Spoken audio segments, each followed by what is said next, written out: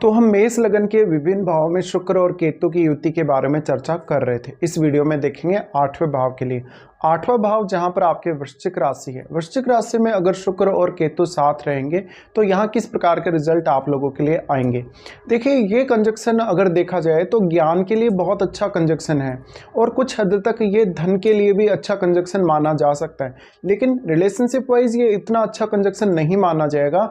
यहाँ आप अपने पार्टनर के साथ इंटीमेट अच्छे से नहीं हो पाएंगे और जीवन साथी आपसे बहुत कुछ छुपा रहा होगा, चाहे तो वो अपना ज्ञान, अपना धन या अपना कोई भी रिलेशनशिप। इसके अलावा ज़्यादातर जो चीज़ें होंगी आपके रिलेशनशिप वाइज, उनका आपको हकीकत का बाद में पता चलेगा जब आप अपने जीवन साथी से मैरिज कर लेंगे या किसी को अपना जीवन साथी बना लेंगे एक्चुअल में।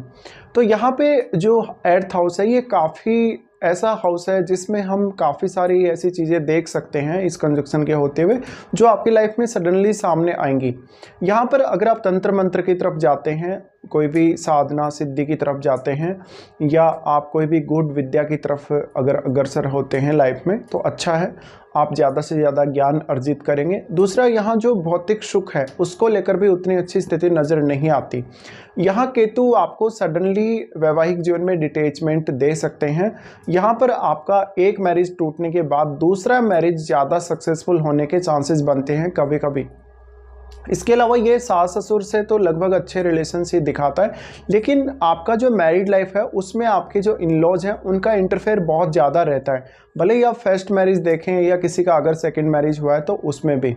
तो ऐसे में आप सबसे पहले ये तय कर लें कि आप जहाँ भी मैरिज कर रहे हैं उनका जो फैमिली है, आपके जो सास ससुर हैं, उनका बिहेव आपके साथ कैसा है, क्योंकि बाद में आगे चलकर ऐसा हो सकता है कि आपके फाइनेंस या आपकी प्रॉपर्टी वगैरह को वो लोग कंट्रोल कर रहे हों, आपके जीवन स्तर पर भी उनका बहुत ज़्यादा कंट्रोल हो। इसके अलावा ये ज्ञान प्राप्ति के लिए काफ़ी अच्छा कंजक्शन माना जाएगा। अब यहाँ आपको मंगल को देखना पड़ेगा।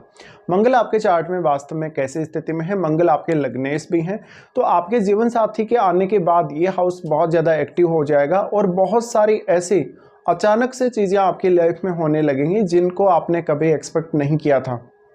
हालांकि धन प्राप्ति के मामले में भी कुछ हद तक ये कंजक्शन आपको सपोर्ट कर सकता है, बट यहाँ रिलेशनशिप वाइज आपको ज़्यादा नुकसान होने के चांसेस हैं धन या किसी भी अन्य चीज़ की तुलना में। इसलिए आपके पास गुप्त धन के साधन बढ़ जाएंगे और आपका कोई भी गुप्त रिलेशनशिप भी होने के चांसेस है, जैसे कि एक्स्ट्रा मैरिटल अफेयर वगैरह के। लेकिन अब क्योंकि आपके राहु सेकंड हाउस में स्थित है, राहु का प्रभाव भी है यहाँ पर और राहु का प्रभाव शुक्र पर भी है, लेकिन शुक्र केतु के साथ अगर स्थित हैं तो केतु का प्रभाव ज़्यादा रहेगा, क्योंकि कोई भी ग्रह किसी अन्य ग्रह के साथ अगर युति करके बैठा है तो युति वाले प्लैनेट का प्रभाव ज़्यादा पड़ेगा दृष्टि वाले प्लैनेट की तुलना में। इसके साथ साथ अगर देखा जाए तो यहाँ पे जो हाउस है ये 8वां घर है। 8वां घर होने से यहाँ आपको हायर एजुकेशन के लिए या किसी भी प्रकार के हायर नॉलेज के लिए जीवन में आगे बढ़ना है तो अच्छा कंजक्शन माना जा सकता है। बट आप अपने रिलेशनशिप वाइज बहुत सारी चीज़ें यहाँ छुपाएंगे। आपका खुद का भी कोई अफेयर वगैरह होगा वो भी आप छुपाएंगे और कहीं ना कहीं आपको कुछ सेक्सुअल डिजीज़ भी हो सकती हैं जो आप काफ़ी ज़्यादा छुपाने की कोशिश करेंगे। अब यहाँ मंगल का बहुत बड़ा रोल है, क्योंकि मंगल आपके लग्नेश भी हैं और वो 8वें घर के स्वामी भी हैं, तो कहीं ना कहीं आपकी जो इमेज है, आपकी जो ओवरऑल हेल्थ है, उस पर भी इसका असर पड़ेगा। एक समय बाद आप बहुत ज़्यादा भौतिक जीवन जीने की तुलना में आध्यात्म की तरफ या कहीं ना कहीं स्पिरिचुअलिटी की तरफ ज़्यादा आकर्षित होंगे। ये कंजक्शन के होते हुए अक्सर वैवाहिक जीवन में काफ़ी सारे उतार चढ़ाव आएंगे और यहाँ पर अगर जुपिटर का अगर संबंध हो 8वें घर से, कुछ हद तक आपको रिलेशनशिप वाइज थोड़ी सी यहाँ पे सहानुभूति इन दोनों प्लैनेट से देखने को मिल सकती है। तो जुपिटर का यहाँ अगर दृष्टि संबंध हो या युति हो तो ये ज्ञान प्राप्ति के लिए फिर और ज़्यादा अच्छा कंजक्शन बन जाता है। लेकिन यहाँ आपको मैरिड लाइफ के हिसाब से अगर सोचना है तो काफ़ी सारे इश्यूज आ सकते हैं। अब केतु के साथ जब भी शुक्र स्थित होते हैं तो केतु इस हाउस की एनर्जी को एब्जॉर्ब करने का काम करेंगे और यहाँ बहुत ज़्यादा कमी डेवलप कर देंगे। इससे आपके रिलेशनशिप पर तो नकारात्मक प्रभाव पड़ेगा, लेकिन आप कोई भी रिसर्च वर्क है या अकल्ट के फील्ड में बहुत अच्छा काम कर सकते हो। इसके अलावा शुक्र आपके चार्ट में दूसरे भाव के स्वामी हैं, दूसरे भाव में आपके राहु स्थित हैं, तो राहु आपको उस हाउस से रिलेटेड बहुत ज़्यादा ऑब्सेशन देते हैं और उस हाउस के स्वामी शुक्र वहां दृष्टि डाल रहे हैं राहु पर यहाँ से। इसलिए आप शुक्र से रिलेटेड धन या लग्जरी को लेकर या गुप्त धन के साधन के रूप में कुछ अच्छे रिजल्ट एक्सपेक्ट कर सकते हैं इस कंजक्शन से। लेकिन कहीं ना कहीं आपके खान पान, आपके रहन सहन पर बहुत गहरा असर पड़ेगा। तो आप अपनी पूरी लाइफ को कैसे मेंटेन करके रख सकते हैं, कैसे हैंडल करके रख सकते हैं इस कंजक्शन के होते हुए, ये आपको यहाँ सोचना पड़ेगा। मंगल अगर यहाँ संबंध बना रहे हैं तो काफ़ी विस्फोटक स्थिति बनेगी, क्योंकि मंगल का केतु के साथ संबंध होने पर काफ़ी ज़्यादा विस्फोट उत्पन्न होगा। और क्योंकि मंगल का खुद का ही घर है, इसलिए यहाँ एनर्जी बहुत ज़्यादा बढ़ेगी। और वैसे भी इस हाउस में एनर्जी बहुत ही ज़्यादा है। अगर आपको इनमें से किसी की भी महादशा आती है तो महादशा के दौरान आपको काफ़ी उतार चढ़ाव देखने को मिलेंगे अपनी लाइफ में। और यहाँ देखिए केतु आपको एकदम ब्लाइंड बना देते हैं। इस वजह से आप शुक्र से रिलेटेड मामलों में किस प्रकार से डिसीजन लेंगे, किस प्रकार से सोचेंगे, ये आपको यहाँ समझना पड़ेगा ज़्यादा से ज़्यादा। तो हो सकता है कि यहाँ पर जो आपका कोई भी पर्टिकुलर अगर रिलेशनशिप रहा है शादी से पहले, तो वो रिलेशनशिप में आप बहुत ज़्यादा सामने वाले से अटैच हो गए होंगे और फिर सामने वाले के साथ आपका अचानक से वो रिलेशनशिप ब्रेक हो गया होगा और बाद में आप उसको भुला नहीं पा रहे या आप वहाँ से मूव ऑन नहीं कर पा रहे हैं। ऐसी कंडीशंस भी आपके साथ बहुत बार बनेंगी। अब हम यहाँ शुक्र की अगर बात करें तो शुक्र की एनर्जी को भी यहाँ केतु एब्जॉर्ब करने का काम करेंगे। अब आपको ये देखना है कि शुक्र यहाँ वक्री है या नहीं है। अगर मान लो शुक्र यहाँ वक्री हो जाते हैं तो उस केस में केतु का प्रभाव और ज़्यादा बढ़ जाएगा शुक्र पर, और फिर यहाँ शुक्र ऑलमोस्ट बहुत ज़्यादा खराब स्थिति में आ जाएंगे।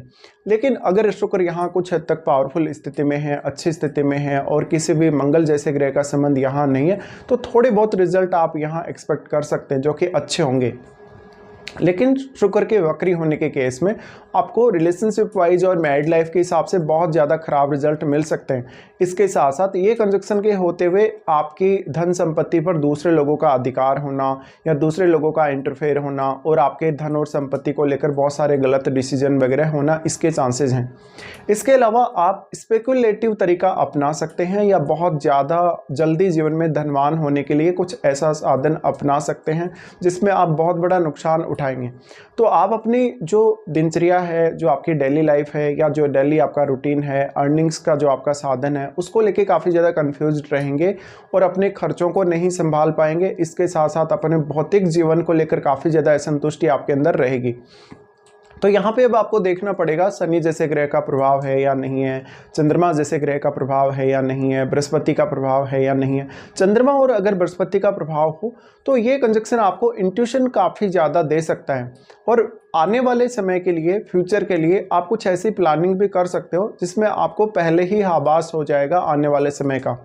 यहाँ पर देखिए ये कंजक्शन के होते हुए आप अपने जीवन साथी से या जीवन साथी की फैमिली से कोई बहुत बड़ी एक्सपेक्टेशन ना रखें और सडनली आपको कुछ ऐसी चीज़ें पता लगेंगी जीवन साथी के बारे में जिनको सुनकर आप एकदम से शॉक्ड हो सकते हैं कि आपके साथ ऐसा कैसे हुआ, या क्या आपने अपना जो जीवन साथी चुना है वो एकदम गलत चुना है, आपकी चॉइस एकदम गलत है। तो बाद में जाकर आपको काफ़ी ज़्यादा धोखा होगा इस कंजक्शन की वजह से। हालांकि शुरुआत में आपको सब कुछ अच्छा लगेगा, सब कुछ अच्छा दिखेगा और अच्छा ही सुनने को मिलेगा, लेकिन बाद में जाकर आपको काफ़ी ज़्यादा दिक्कतें आएंगी। ये इस कंजक्शन की रियलिटी है।